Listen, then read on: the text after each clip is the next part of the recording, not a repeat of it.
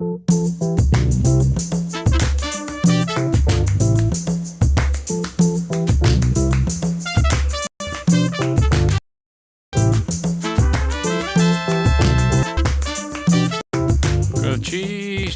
Tuxnusum, Salama, thank you, and welcome to Juneau Afternoon on KTOO, your public media station.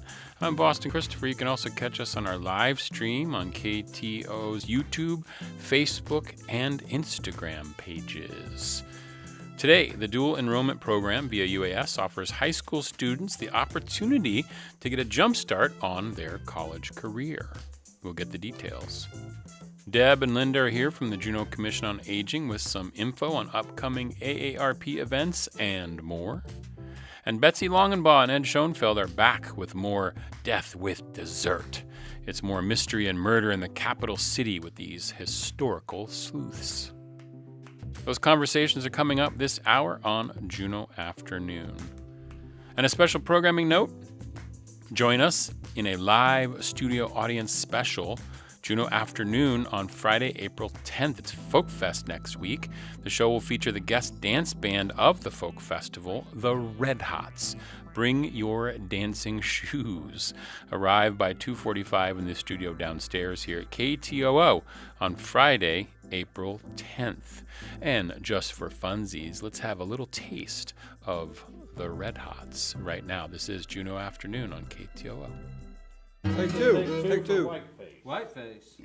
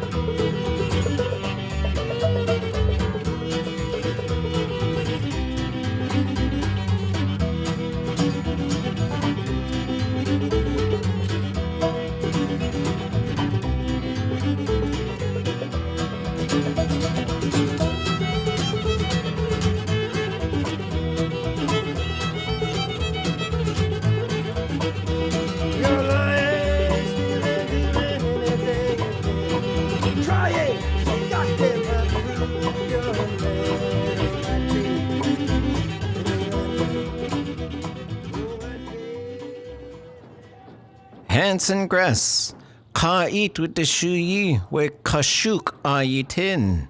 Jin kat ka kay jin tak anakaya haanikak, gunil cheesh. Support for Juneau Afternoon comes from Tongass Federal Credit Union, a member-owned financial cooperative offering checking and savings accounts, loans, and digital financial services. In Juneau at 8585 Old Dairy Road in the K Plaza and at tongassfcu.com. Federally insured by NCUA. You're listening to Juneau Afternoon on community-supported KTOO at 104.3 Juneau, 91.7 Juneau Auk Bay, and online at ktoo.org. I'm Boston Christopher. The University of Alaska Southeast welcomes registration of high school and homeschool students who are prepared for college-level work via their Dual Enrollment Program.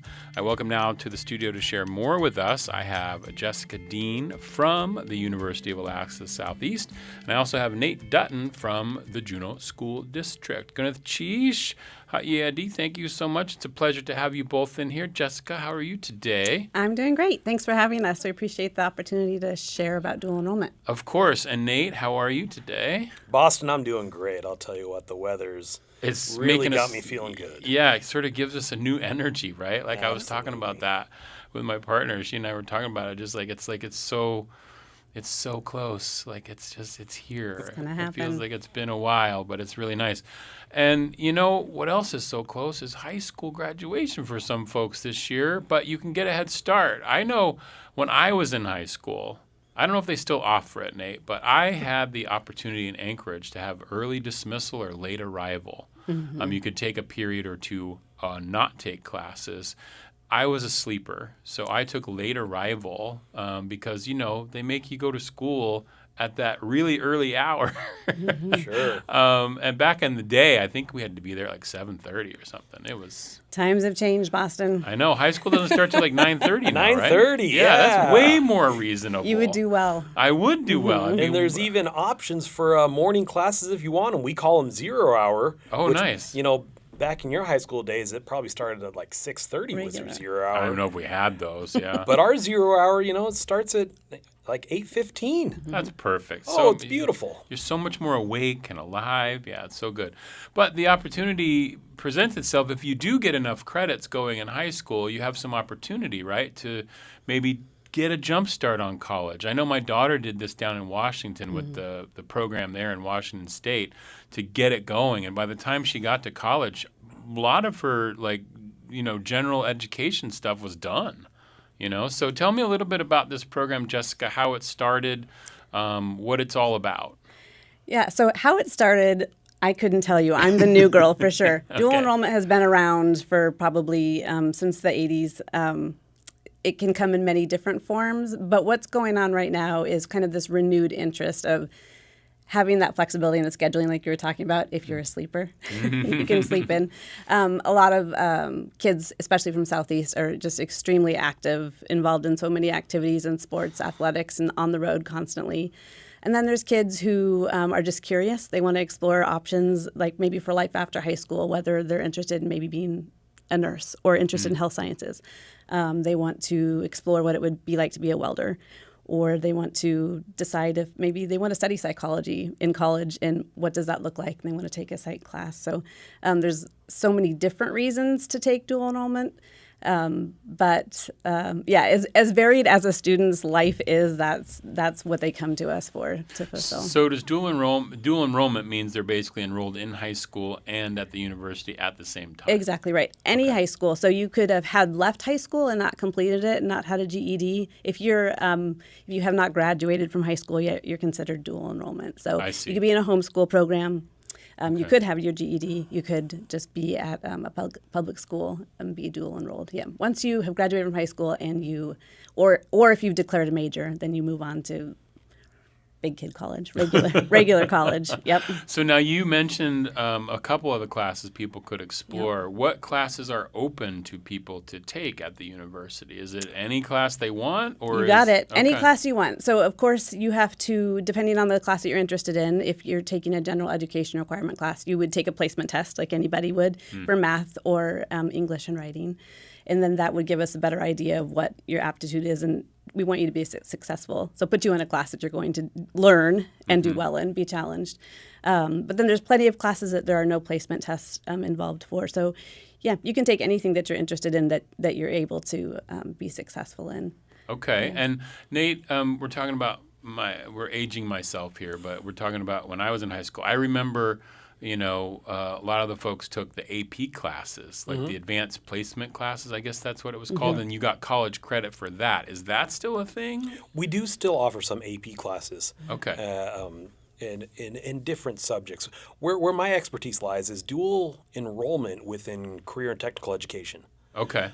So we have made most of our career and technical education classes dual enrollment. For example, our Woods 1 and our Woods 2 classes. Okay. We have amazing staff members in Jake Jacoby and Andy Bullock that do our construction and our woods classes and our small engines classes, house build classes, welding classes, and all those classes do have dual enrollment. And we, as the school district, actually utilize our federal Perkins funds, and we pay for the kids' tuition in those dual enrollment classes. So we remove all barriers for kids to receive that college credit, to earn that college credit. Yeah, that's going to be a question is cost. I'll get to that in just a sec. But so what did you call it? Career and what was Career it? and technical education, Career and- CTE. Okay, CTE, career and technical education. And it sounds like a lot of those classes are, in a sense, vocational classes. Is that? Yeah, they would be termed as vocational classes. Okay. The federal government has moved away from calling them vocational, and Okay. they've kind of put the label of career and technical education on Okay. them now. But yes, you would consider them vocational classes. I see. Did vocational have like a bad, a connotation or something at one point, or no? Yeah, I would say it did. Vocational classes did receive Made it seem like not real college. correct, Right, but it is. Or people, I've heard people say before, you don't want to be a ditch digger for the rest of your life. Well, actually, that person who's running that piece of machinery is providing an amazing service, Yeah. and they're getting paid a pretty good wage. Yeah, people get paid pretty well to do that. Yeah.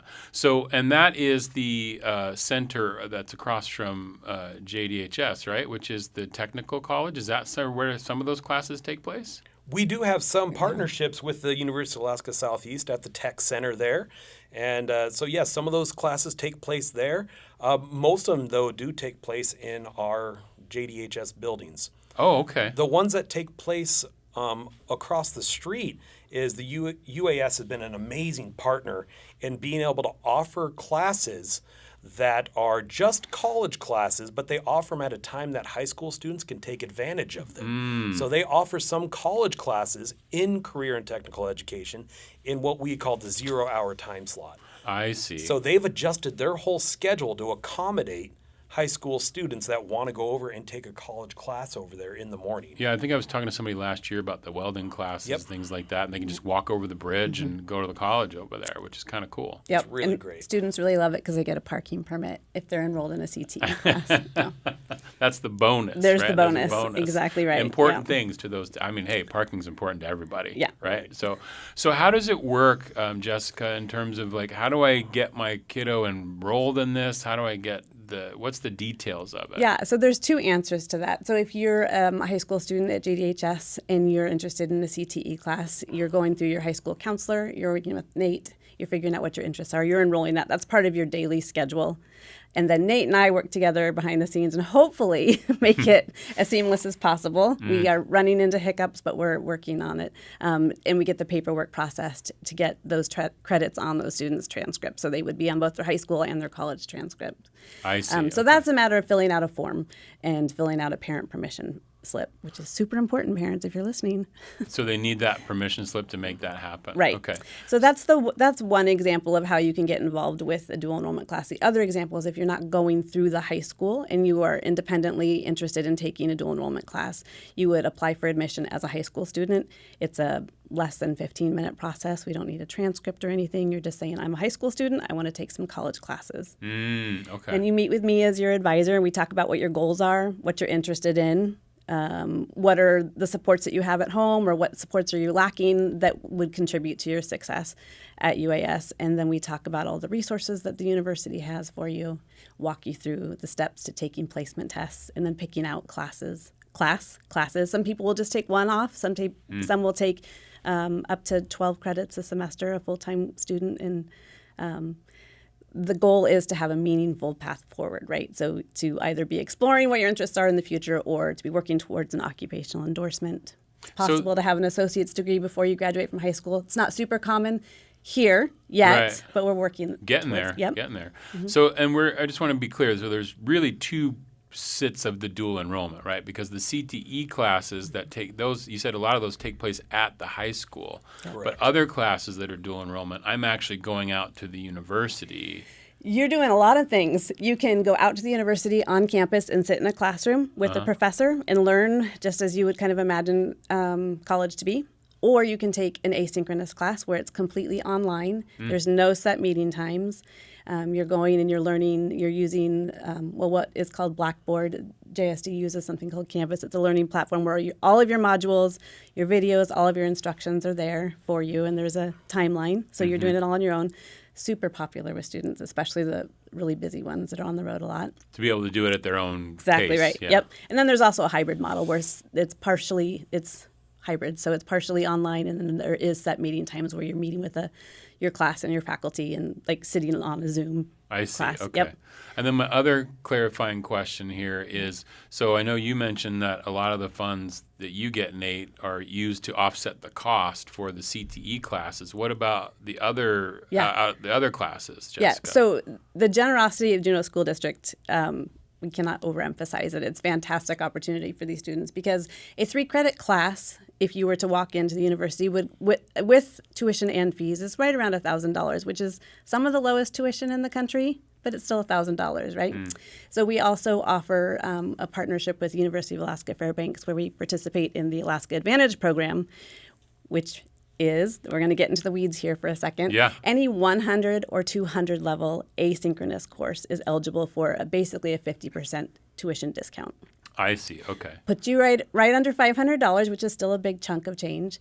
But then we also have scholarships and tuition waivers available for students. So you're trying to make it possible and accessible Absolutely. to everybody who Yep. wants to do this. Yep. And a lot of our outlying communities and school districts that aren't able to offer diverse classes, they'll often partner with us as well. And some of those school districts will kind of do what Juneau School District is doing with CTE and fund a class. They don't have a teacher that will teach a humanities class. They just don't have the staffing or the funding, and so then they'll enroll their students in UAS classes. I see. Yep. Okay. And then I'm curious, what's the, I guess, success rate, or how do you find that students react to this program? What do you see from the students and the feedback you get? That's a really good question, and I wish that if Kristen's listening, she'd be like, "This is on your dashboard, Jessica. You could access this data." There are numbers to show that dual enrollment students actually succeed at a greater rate than first-year freshmen. First-year freshmen do a great job, but our dual enrollment students are really driven, and we work really hard to help them understand what their responsibilities are and what their supports are. And the idea is, so when you get to college or to whatever pathway you choose after high school, you're ready. You've done it, you've experienced it, you know what it's going to look like. So the pass rates are very high for dual enrollment students. And I bet that there's a lot of folks who take some classes here at UAS through this dual enrollment program to maybe get close to the AA, or at least get some of those gen eds out of the way before they go off to the more expensive school outside Exactly or right. something like that. Yep. And they're already ahead of the game, Yeah. and they kind of get a sense of like what college level courses are going to be like, and that's where maybe that success rate comes from. I'm wondering. I think you're right, and I think a lot of that is when you're starting out at college, no matter where you're deciding to go, it's a whole new system, and it's learning form literacy and understanding what all their different platforms and their registration and just navigating that. That's a huge barrier for students. So the dual enrollment opportunity. They get to try that out. They have to register themselves. I'm there to help them and walk beside them and do it all, but they're experiencing it kind of in the safety of their home school environment and in their home environment. So. And Nate, what kind of feedback do you get from the CTE students in terms of the program? Oh, we get absolutely great feedback. Most students are very thankful that we provide that opportunity for them. And most that enter those classes, they never realize that they would have the opportunity to earn college credit with their high school class. And the only reason that is possible is, again, through partnerships with UAS and the fact that we have amazing instructors. Our instructors are vetted through UAS that said, yes, you can teach at a college level. You can teach these subjects at a college level. So we have those kind of instructors in the Juneau School District. And so that's great. It's absolutely amazing that the kids get that kind of experience and that kind of exposure in high school. So, final question for you. How do I get more information? Where do I go? Where do I begin? Yeah, you're going to go to the UAS website, and in the search box, you're going to type in dual enrollment, and my page is going to pop up. It's in the process of being kind of revamped a little bit, but my contact information is there. You can schedule an appointment, Zoom, phone, in person, and talk about what your goals are, how to get you connected with dual enrollment. I love that. Is there anything from CTE that we need to know about a website, or does it all go through? When we start with Jessica. Well, our high school counselors are fantastic, They really and they're are. ones that can really advise these kids and it's their job to advise these kids on the classes and the opportunities available. So they would be the first point of contact for high school students. I gotcha. Okay. Jessica, Nate, thank you so much for coming and telling us about the dual enrollment program. Is there anything else that we needed to mention about it? Did we get it all? We have a couple events coming up that are dual enrollment involved. Women in Mining is sponsoring a luncheon on April 24th at 12:30 at the Tech across the Sky Bridge from JD. It's open to all women, high school students or not. And then there's also a health sciences open house. It's virtual. It's on April 7th at 4 p.m. So anybody of any age that's interested in exploring health sciences is welcome to come as well. That's next Tuesday. April Yes. 7th, Yep, right? April 7th, yeah. absolutely. And Yep. can we get that information on the dual enrollment page at For the sure. UAS? Yep. Okay, excellent. Thank you so much, Gunnar for being here today. I really Thanks for appreciate having it. us. Yeah, thank you, Yep. Boston. This is Juneau Afternoon on KTOO.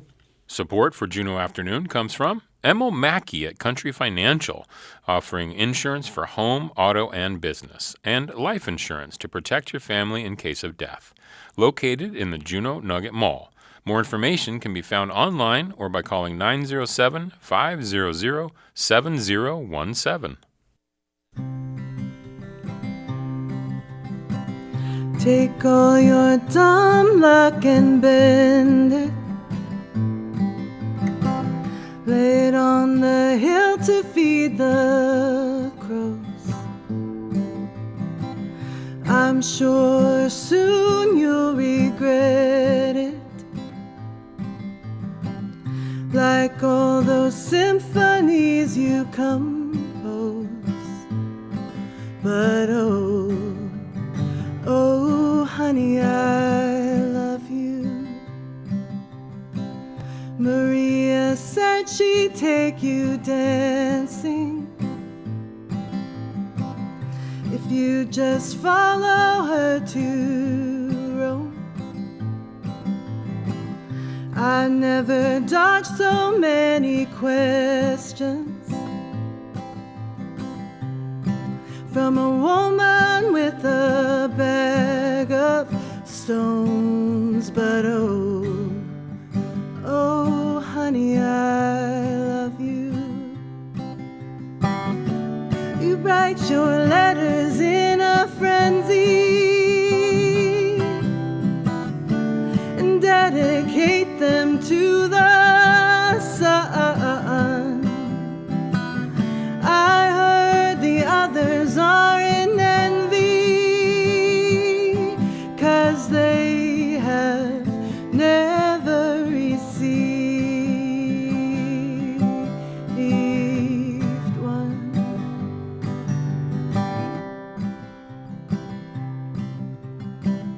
The storm is racing down. This is Juneau Afternoon from your listener-supported public media station, KTOO. I'm your host, Boston Christopher. That was a little Dara Lados with her song Envy.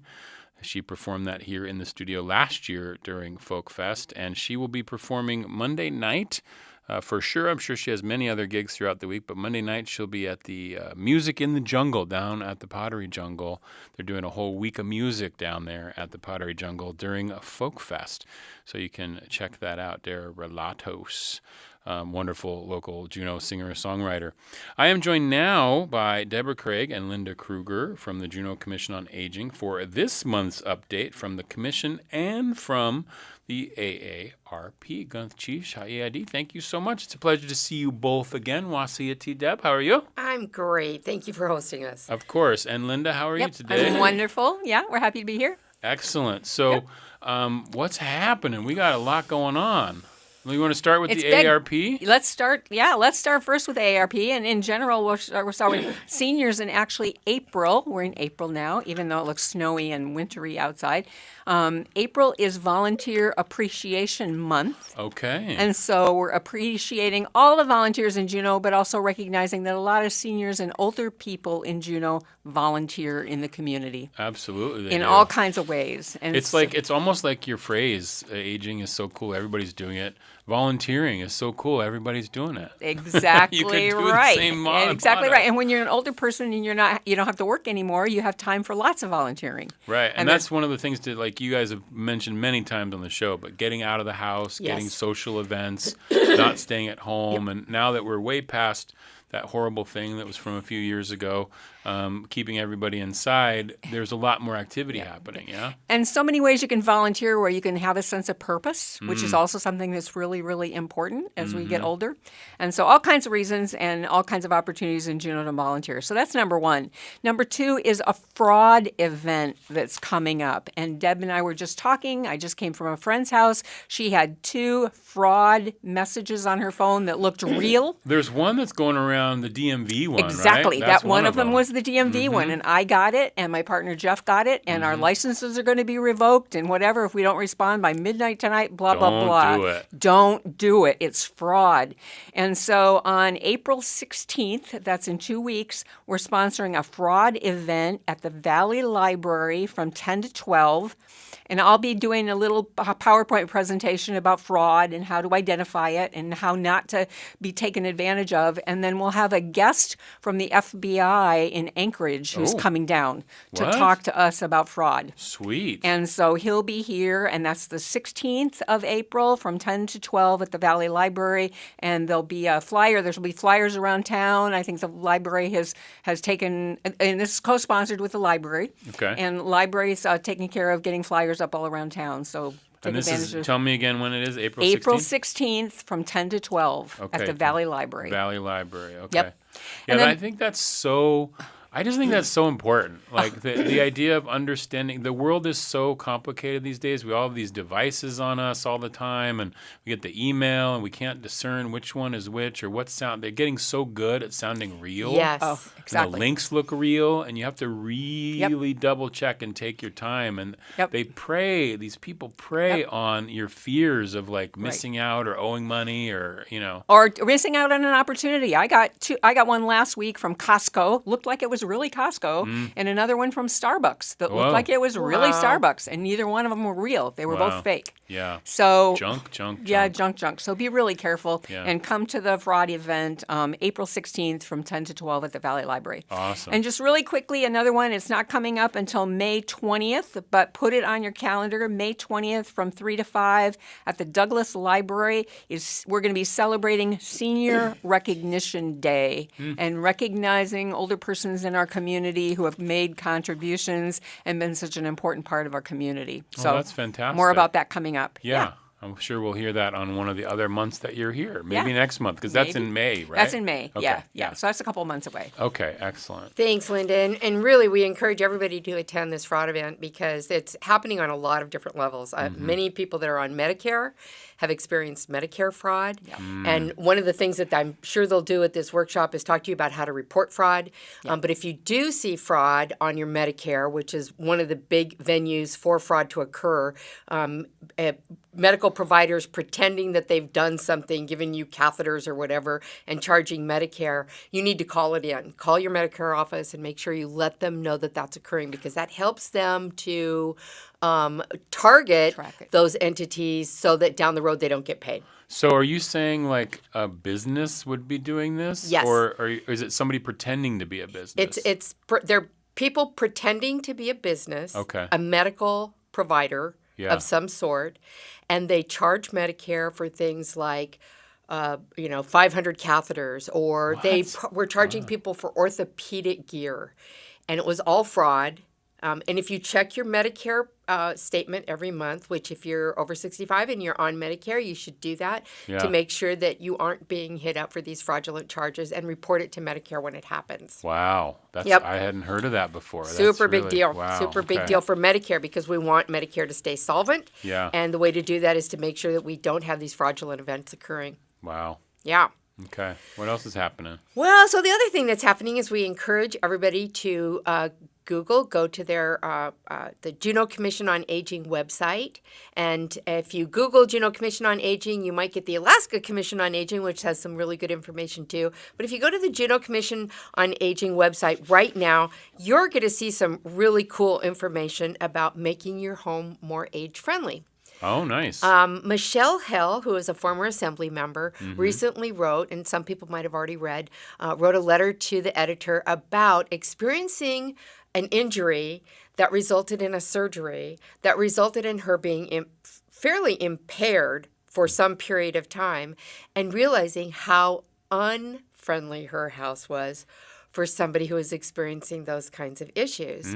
So AARP has really led the charge in terms of age-friendly housing issues. And if you go to our website, you'll see that we have a link to what's called the Home Fit Guide.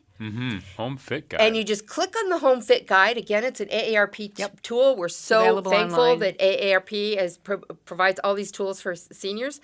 Go to this guide and just peruse it and look through your own house and say, gee, what is it in my house that could be more age-friendly or could be less injury-producing? So, and the other thing we're trying to promote is the idea of do it before you need it. I had an Achilles surgery a couple years ago. I was like, oh my goodness, I am non-weight bearing I can't walk for 2 months. How am I going to get up my stairs? How do I get up the threshold? How do I even get into my house after a doctor's appointment? And so thinking about these things before you might have to think about them, and this impacts everybody of all ages. You can have a surgery at 20, you can have a surgery at 5, you can have a surgery at 70.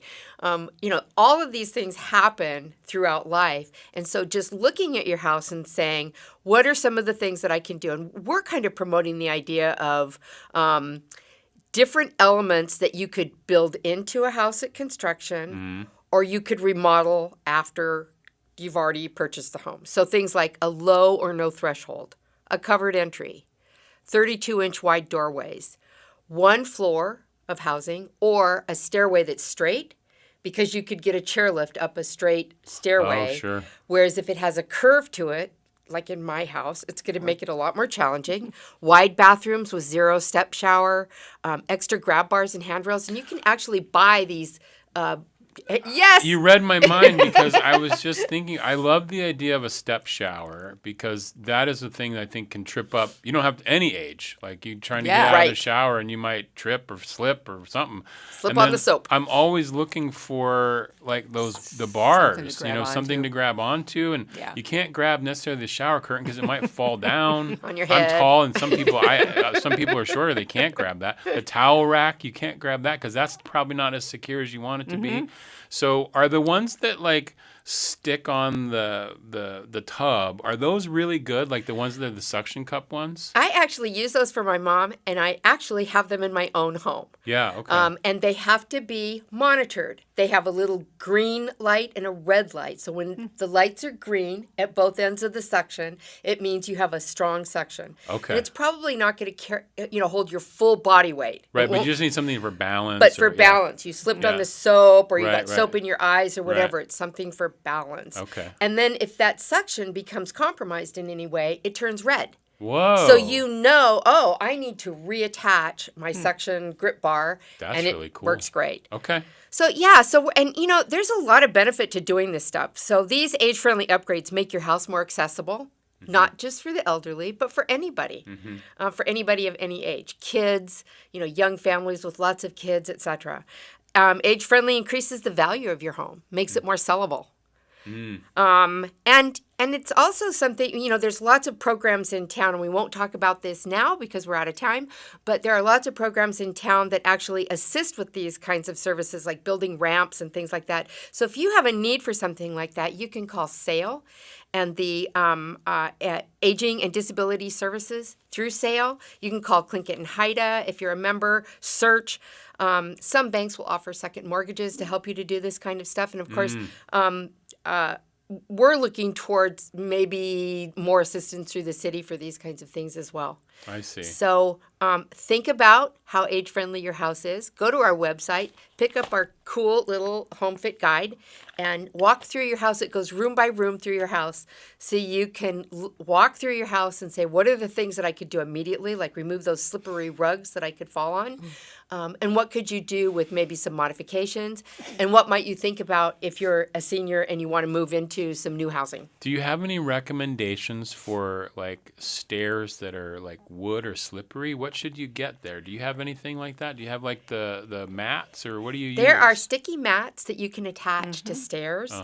And actually wood stairs with sticky mats are a little bit better than carpet because carpet has a slipping quality. Yeah. And so just thinking about things, if you're doing remodeling, think about as I'm aging, or if I have kids in the home, or if I'm going to have an elderly parent in the home, or if I'm going to have somebody in the home that experiences a disability, how are they going to be able to navigate my house? I had a friend recently who said, our home is no longer accessible to a disabled friend and an elderly parent. Because there's steps going down to the house and just the access is really difficult. So thinking about this kind of stuff can help you also be more welcoming to your family and friends. And I'm really curious, maybe we can talk about this next time because we are out of time, but the idea of like when you're not an owner of the home and you need to figure out the ways to do that without the permission necessarily to install stuff or redo things. Like that would be really curious because not everybody's in the situation where they can just do it,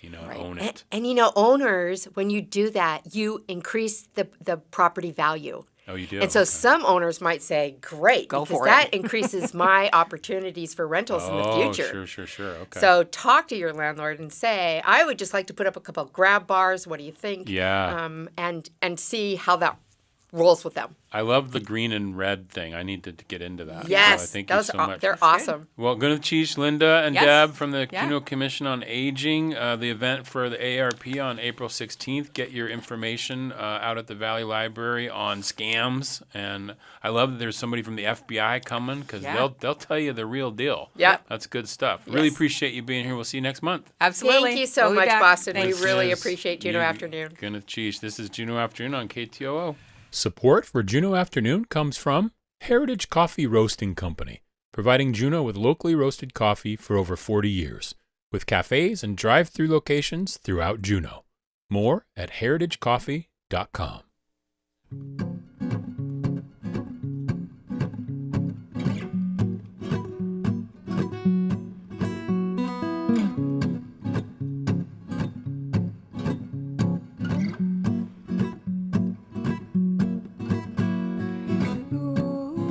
I got lost on the dark side.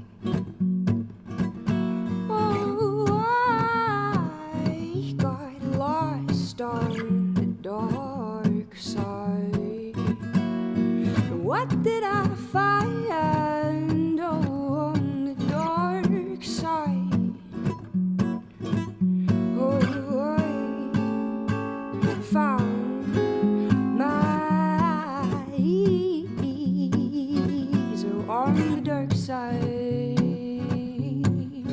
Oh, on the dark side. Watch me fall to the dark side. Oh, watch me tumble to the dark side. But I'll find my way on the other side.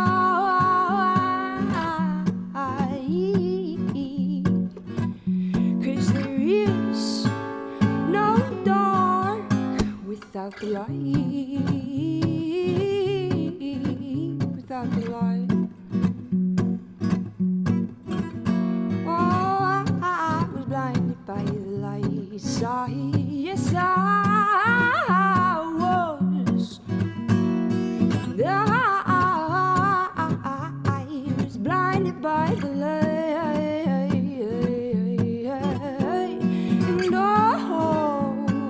And That's a little Liz Snyder, The Dark Side, performed here in the studio last Folk Fest. Liz Snyder will be back for Folk Fest this year.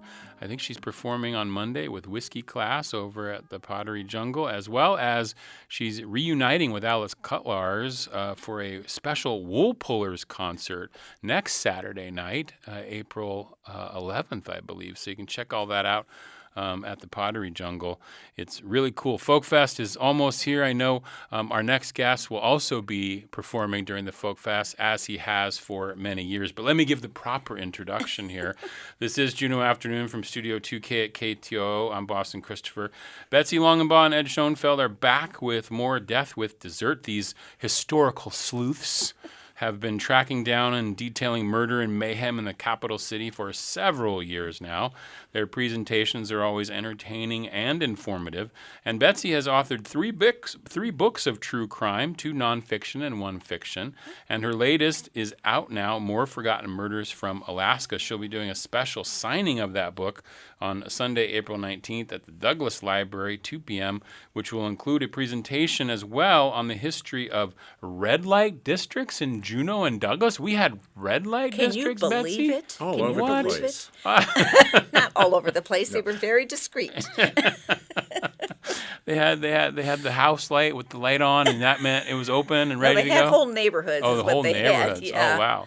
So you're going to do that signing on Sunday, April 19th in that presentation. So that's really nice. Well, welcome to you both. Thank It's you. nice to see you both again. And Ed, I was referring to do you want to pitch your performance? Well, the Empty Oil Barrel Band will perform satire and parodies Wednesday at 9:30 p.m. during the Alaska Folk Festival.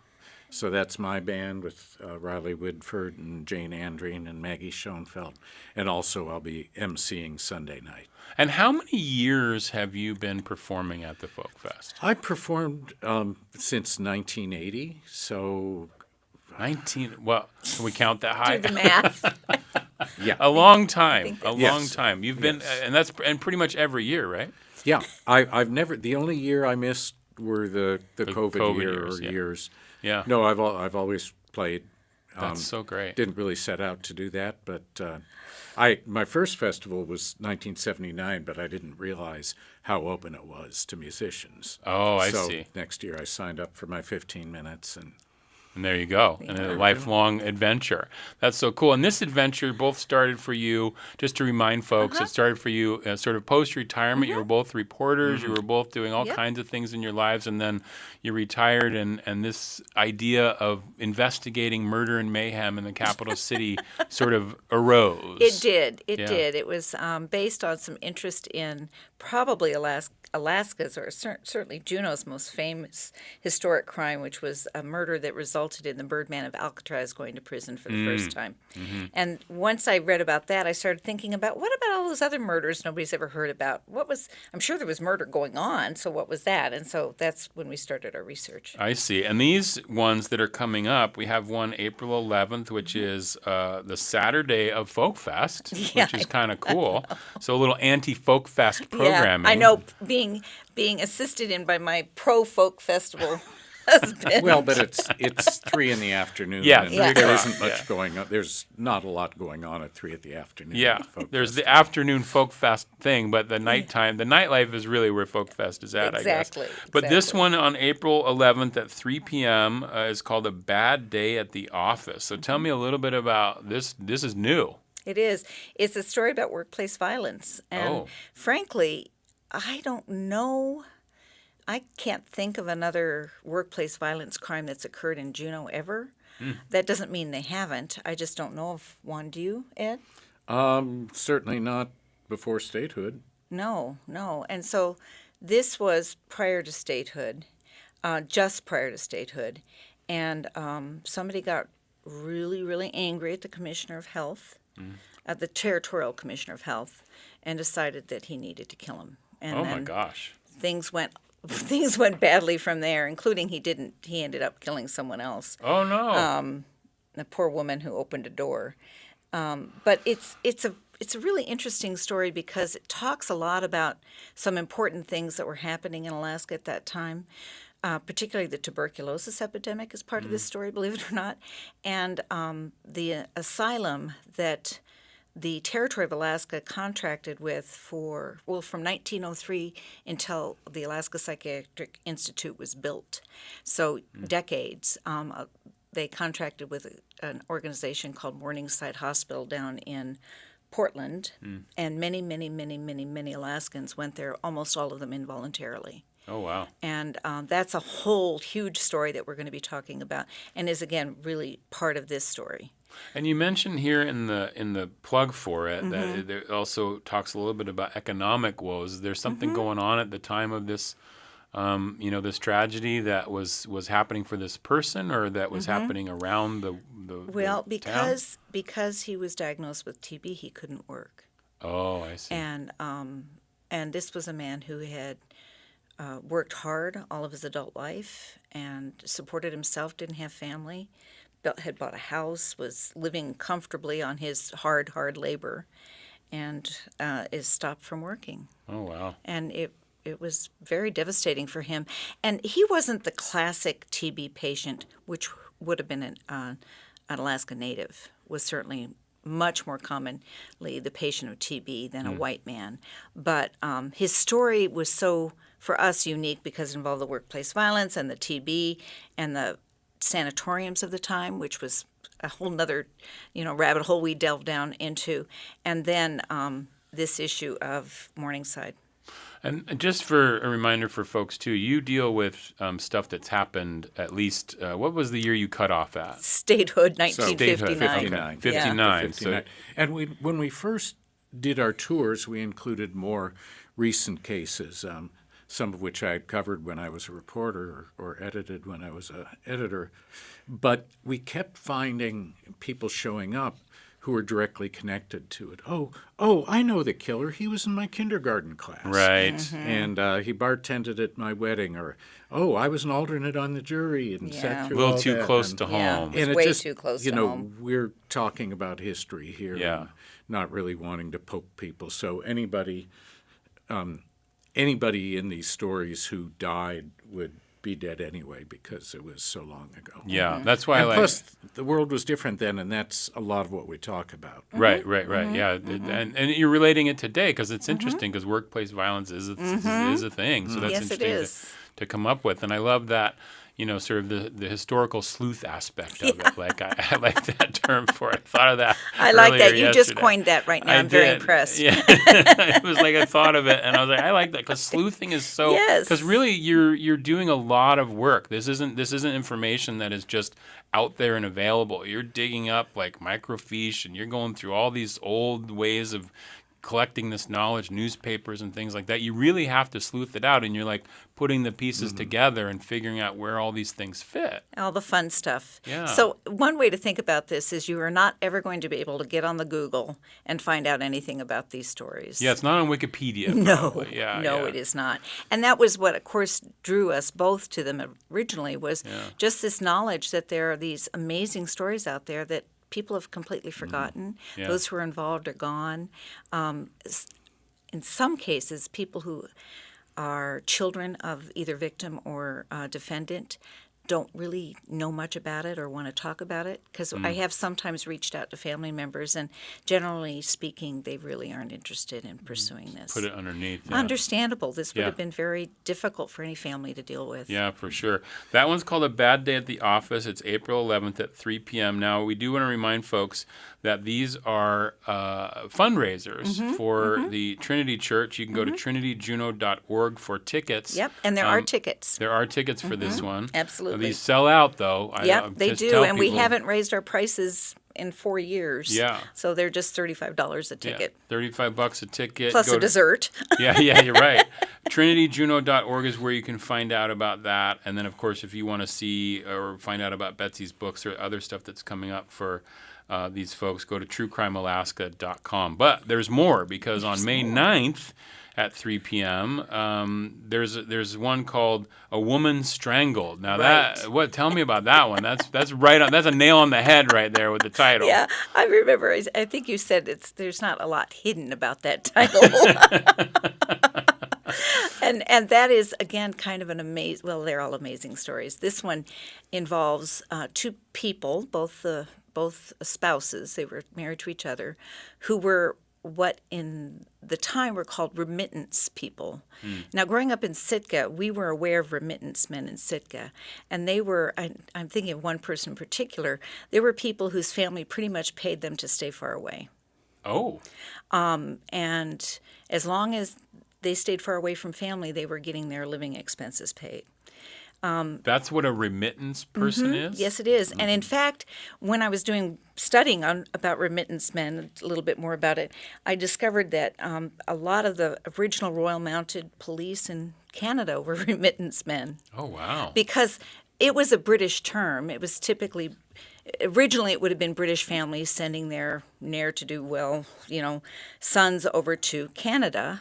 And then once they were there, that had been an attractive profession for somebody who was near to do, because they were sort of an exciting occupation, the Royal Mounted Police. And again, they would have had a second income source from those families who said stay away. I love phrases. I love the history of Yes. phrases. Do you know where ne'er-do-well comes from? do I'm not. just curious. Okay, No. I just was curious. Now I'm 'cause going to that- have to look it up. Thank Yeah, you so much. Me too, because I love those terms where they come from. Yes.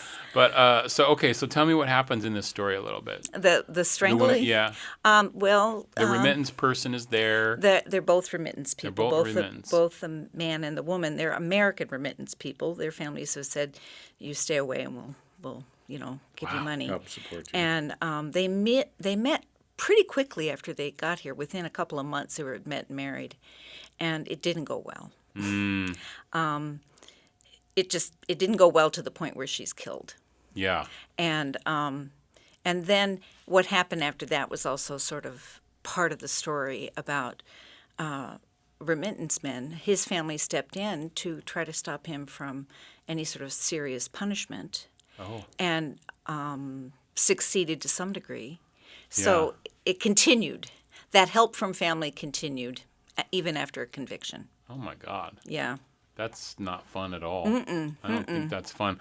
So when we have these talks, what is it that happens at these talks? What's the experience like for folks who come and see these? Are you doing presentations? You got slideshows? We What do. happens? It's a PowerPoint presentation. It's kind of an intimate setting. People are seated at tables.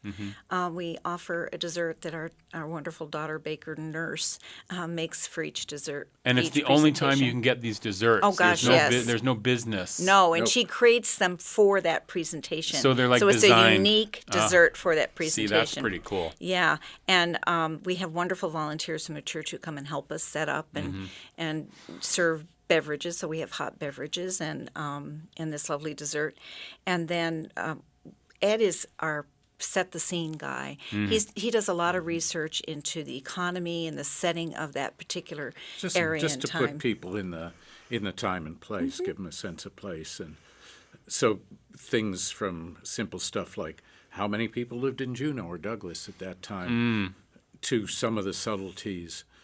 In one of the research things I discovered, for example, that the local hot rodders in the 50s petitioned the city to be able to use one of the, well, it may have been the only runway at the airport for hot rodding when there weren't planes on it. Request denied. Request denied. But there were a lot of things like that come up. But just to Right. give you a sense of, what's going on in the world. Well, the world building, I think, is important because it can play into the circumstances of the case, right? Yep. It can play into the sort of the motivation It of why always things. does. Yeah, It like- always does. You're absolutely right. And because we're so, and the other thing that I love about this in terms of the historical aspect is we're so like, we have access to everything now. Everything is available. Most things we can see and do. You can find it on the internet really fast. Whereas in, I don't want to say olden times, but previous to, the internet and definitely, let's say prior to the 70s, like things weren't as available. Knowledge wasn't just at the ready, especially here in Alaska, right? Because gosh, yes. I mean, we used to have tapes sent up for football games, and there used to News. be news was a weeks 3 days later, later. 2 right? weeks, just 2 weeks Just later. 2 weeks later, like that, and that really plays into sort of the isolation it could be happening here. Like,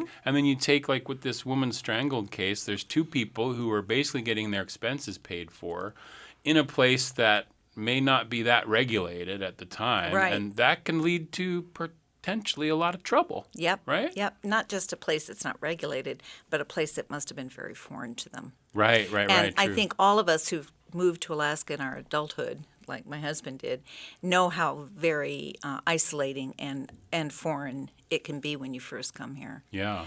And so I think that plays a role oftentimes in the murders that we study. Wow. That's so great. And how easy it is to find yourself hanging out with people who might be a little bit on the shady side of life, or a lot on the shady side of life, which happens in some of the cases we research. Yeah, absolutely. So let's recap this. So we have April 11th. That's next Saturday, 3 p.m., a bad day at the office. That's going to be happening. And these happen at Holy Trinity. Holy Trinity Church. McFeeder's Hall. Yeah, and the Feeders Hall. Okay, and then you go to trinityjuneau.org for tickets and information. And then May 9th, a couple months from now, or not that long, actually, only like a month. What am I talking about, a couple months?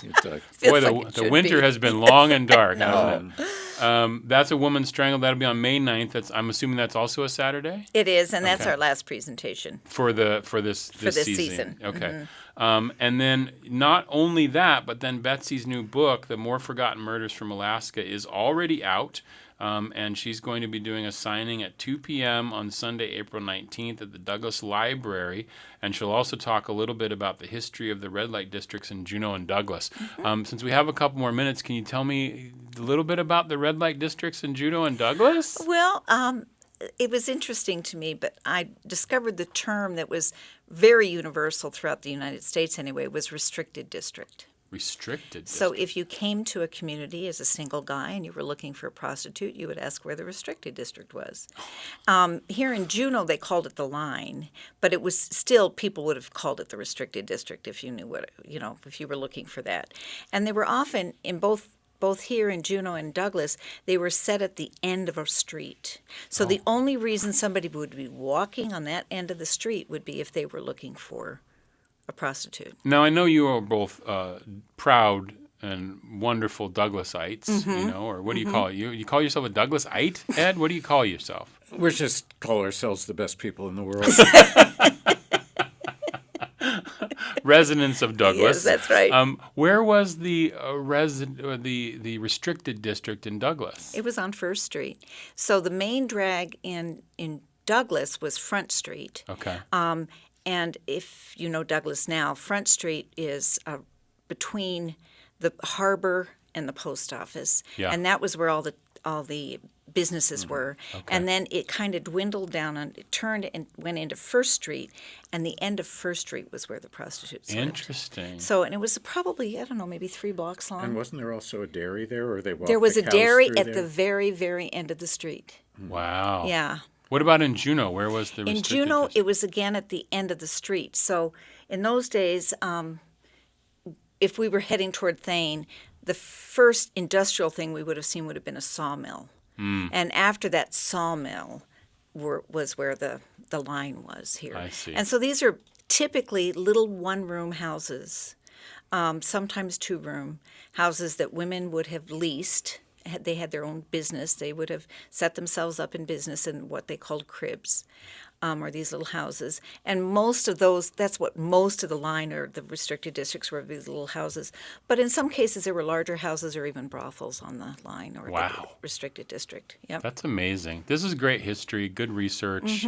So fun to hear about what times were like back in the day. Ed Schoenfeld, Betsy Longenbaugh, thank you so much.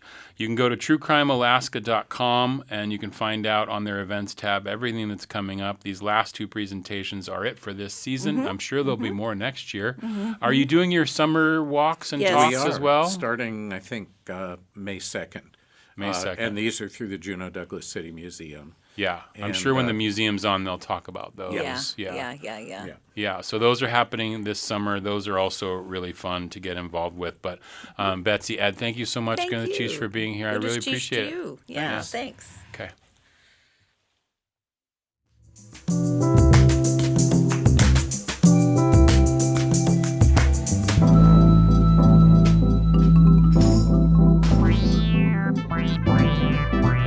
That's going to do it for today's Juneau Afternoon. And special programming note, join us live in the studio next Friday, April 10th for a special, fantastic Folk Fest Juneau Afternoon with the Red Hots. They're the guest dance band of the Folk Festival. Bring your dancing shoes and arrive by 2:45 downstairs next Friday, April 10th.